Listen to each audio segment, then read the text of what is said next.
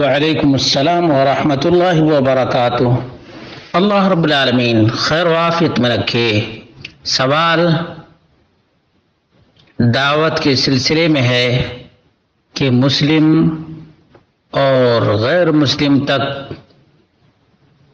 کیسے اسلام کا پیغام پہنچایا جائے اور کیا یہ فرض ہے؟ اس کا جواب یہ ہے،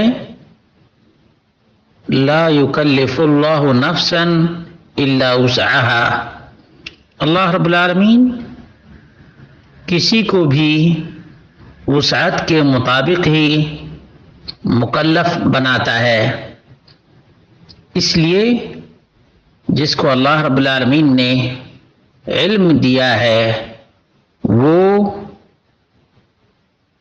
علم کو نچھاور کرے،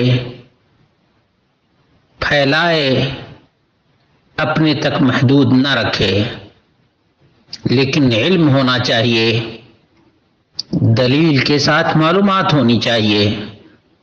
مسلمانوں کو تذکیر اور نصیحت کرنی چاہیے۔ وذکر فإن الذکرى تنفع المؤمنین، اور نصیحت کرو کیونکہ نصیحت یاد دلانے سے مومنوں کو فائدہ ہوتا ہے، اس لیے مومنوں کو یاد دلانا چاہیے، یاد دہانی کرنی چاہیے۔ غیر مسلموں کو دعوت دینی چاہیے، ان لوگوں کو یہ کام انجام دینا چاہیے جن لوگوں کو سامنے والے کے دھرم کے بارے میں، ریلیجن کے بارے میں اور طور طریقے کے بارے میں پتہ ہو۔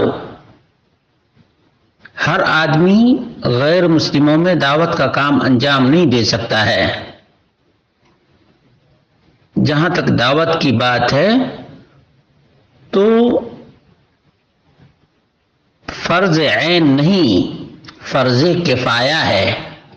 چند افراد علم رکھنے والے